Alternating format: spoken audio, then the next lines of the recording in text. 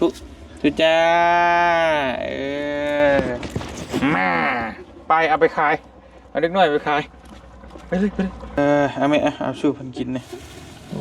พี่น้องหมักนิดหน่อยเนาะหักดีโอ้กินสมเด้สิได้กระเพาะบดีพี่น้องเลย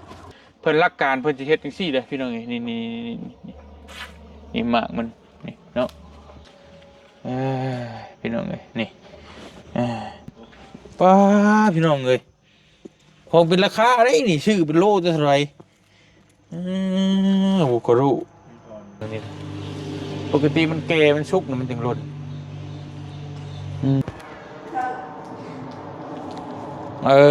สบายดีใช่ไหมใช่เป็นลุงดีบนบอกแล้วค่ะชื่อมันเนาะ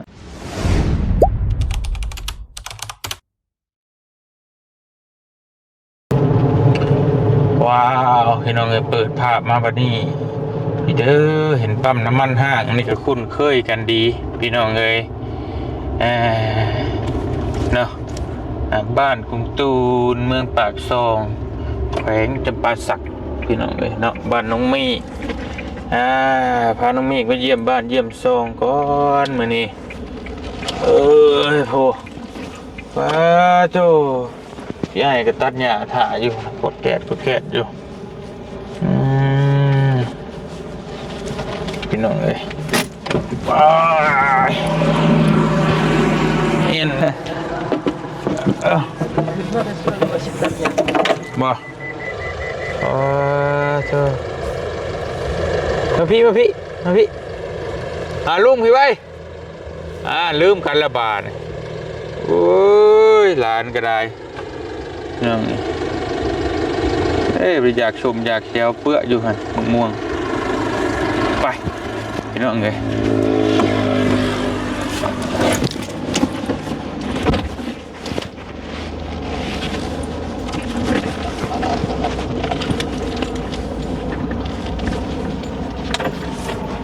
ว้า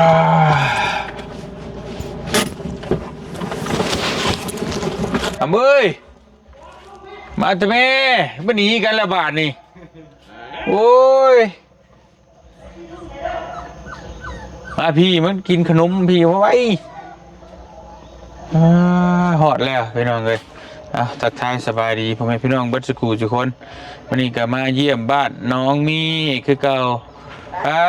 ตัวสบายดีแม่สบายดีมาพี่สบายดีกันสบายดีป้าลุงกันไอ้นี่ป้าลุงสบายดีลูกทุจ้ามาไปเอาไปขายเอาเล็กน้อยไปขายไปหมูย่านเว้ยของแท้เบิ่งติงชื่อยังมาฝากตนมาเบิ่งนี่เห็นบ่นี่ใส่กรอกมีนมเพาะมีไส้กรอกมีนมด้วยขึ้นผ้าขึ้นพลพี่น้องเนาะคนคิดลึก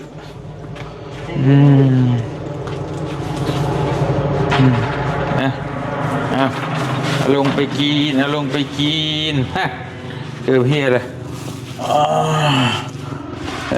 เอาไหมเอาชูพันกินเนี่ยไ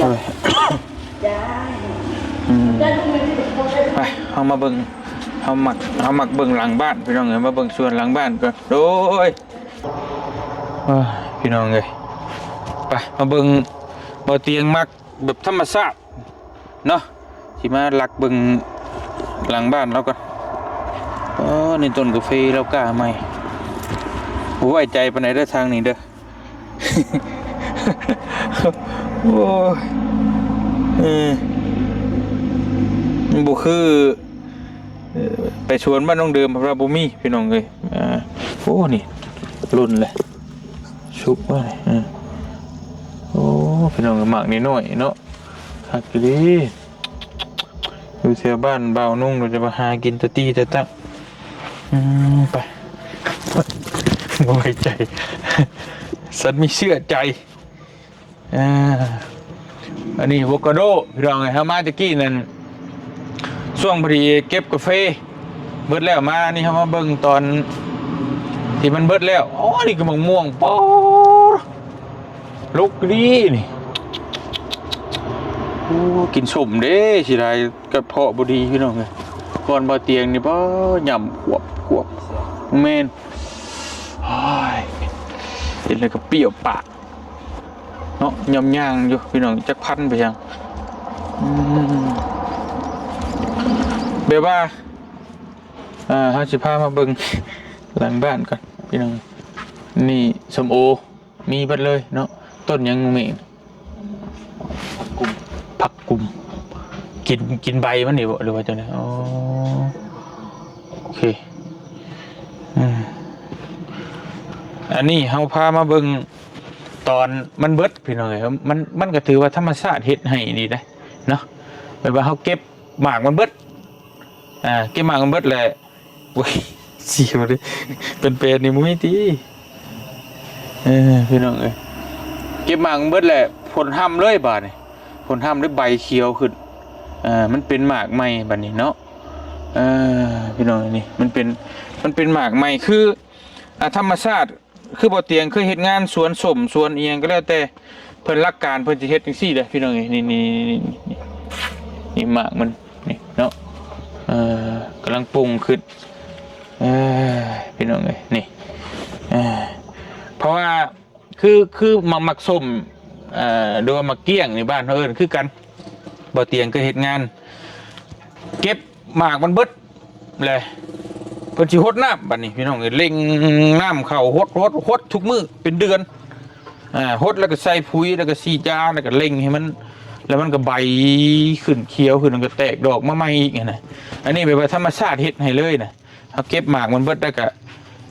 ฝนตกมาใส่ให้มันงามขึ้นกินหับน้ำหับในก็เฟิ่นโตมาใหม่ปงมาถือว่าโอ้พี่น้องเอ้ยธรรมชาติเฮ็ดให้ได้ดีแฮงหลายบางนาวเราก็บ่เนาะลกก็ดกอันนี้เป็นคือใหญ่แหละนี่มันเป็นตอนไหนซะนี่พี่น้อยบ่สิได้เก็บก่อนดิโอ้เดือน11บ่ได้หึงนี่เนาะพี่น้องว่ามันดำหน้าเกี่ยวข้าวก็เก็บนี่ช่วงเกี่ยวข้าวนี่ช่วงเกี่ยวข้าวอันนี้โอ้ตัวใหญ่นี่เป็นล้างเนาะเดือน12เดือนนี้มันแบบเฮ็ดให้เลยนะพี่น้องเอ้ยคืออันนี้ก็ผู้ทั้งลุ่มมันนี่เป็นใบมันลดลงมันเน่าใส่ได้เป็นปุ๋ยเป็นในตูเลยเดี๋ยวบ่ต้องอีหยังเลยนะโอ้คักหลายยอมรับพี่น้องเอ้ยธรรมชาติซึ่งหาได้ยากแฮงแบบนี้มักสุดพี่น้องบ่เตียงมักสุดธรรมชาติแบบนี้อุดมสมบูรณ์มักสุดชีวิตแต่บ่มักอย่างนึงนั่นแหละถ้าธรรมชาติมันก็ต้องมีนะถ้ามาอยู่อีรอก็จักสิเฮ็ดแบบใดนะเวลาไปกับญาตินี่จะได้คำมันสิชินมันเจอดุเจอดันนะมันอาจจะลื่นป้อบ่กระโดโอ้คลนจังซี่ละบาดนี่ป้าพี่น้องเอ้ยของเป็นราคาได้นี่ชื่อเป็นโลเท่าไหร่โอ้กระโดแสดงว่าแบบว่ามันต้องมีอย่างสักอย่างนี่ปกติมันแก่มันสุกมันจึงหล่นมันผสมบูรณ์เป็นไงบ่เนาะโอ้พี่น้องคักลีคักมันราชิก้าไปปลูกใช่เสียนลายดีหรอพี่น้องเอาในมันบ่มากะลกเบียเบียตัวที่มันหล่นมันแตกมันใส่ถุงลูกเบี้ยมันมาเอาที่ลกมันสิไว้กว่ากล้าเนี่ยเฮาซื้อเอาบ่ซื้อในมันบ่หรือว่าเอาในอันมันแก่นี่อันนั้นมันแก่เลยปกได้ที่ว่าพันดีๆหมากใหญ่ๆแล้วเอาในมันมาหยอดใช้บ่นี่โอเคพี่น้องรู้เรื่องอากาศดีพี่น้องเนาะเย็นสบายบ่เตียงเคยบินโดนให้เบิ่งเทื่อนึงละบ้านน้องเมฆมีแต่ภูเขาอ้อมหอบอากาศเย็นสบาย พี่น้องเอ้ยถือว่าโอ้ยอย่างเจ้ามีปัญหาอย่างกับข่อยฮะเสร็จพี่บอกอีหลานญาติเดี๋ยวบัดมาพี่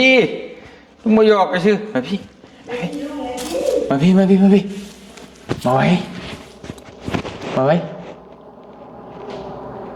้มาพี่นะมาพี่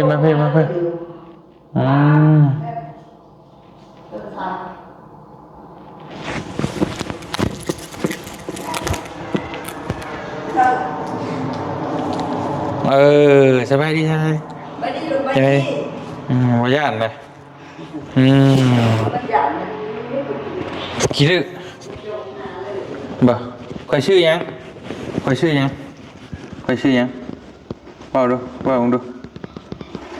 ยังไงว่าเบิ้ง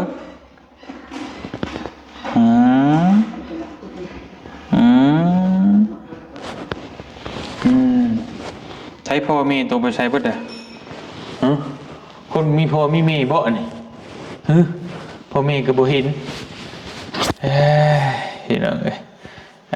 โอเคมาหอดเรียบร้อยแล้วตุ๊พ่อไปใช้ไหมอายุเพื่อนคุณได้นี่กันไหนโอ้นิ่งเฮ็ดอยู่บ่มันก็ยังเฮ็ดแล้วคนอื่นก็เฮ็ดโอเคมันคำยังบ่เลิกอยู่เนาะยาวเลยพี่น้องเอ้ยเอามื้อหน้าจะไปเบิ่งมันคำแหละเจ้าพี่น้องเอ้ยทุกโอเค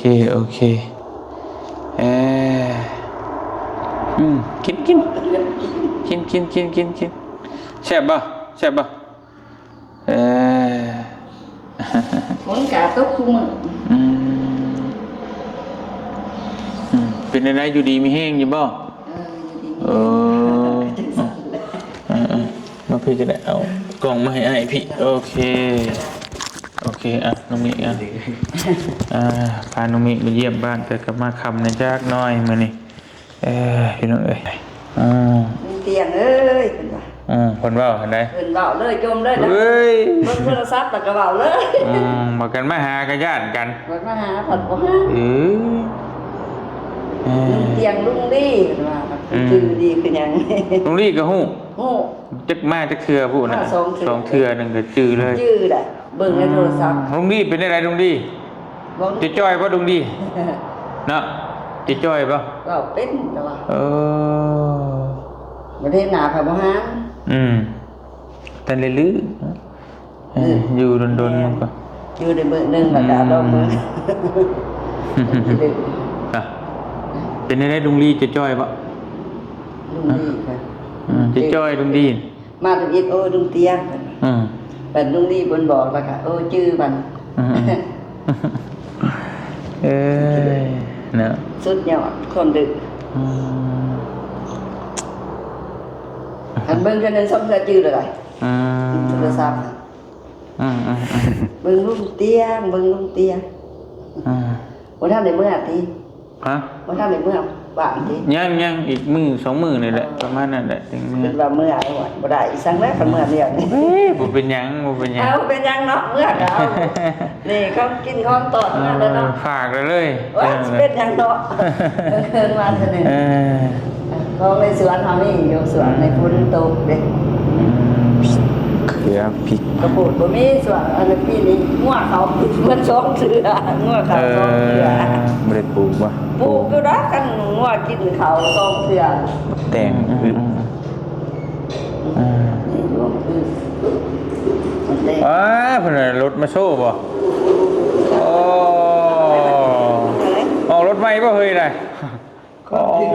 ถอยรถใหม่โอ้ยบ่บอกกันอันนี้คักแล้วใช่เฮ็ดดิลูกเฮ็ดดิ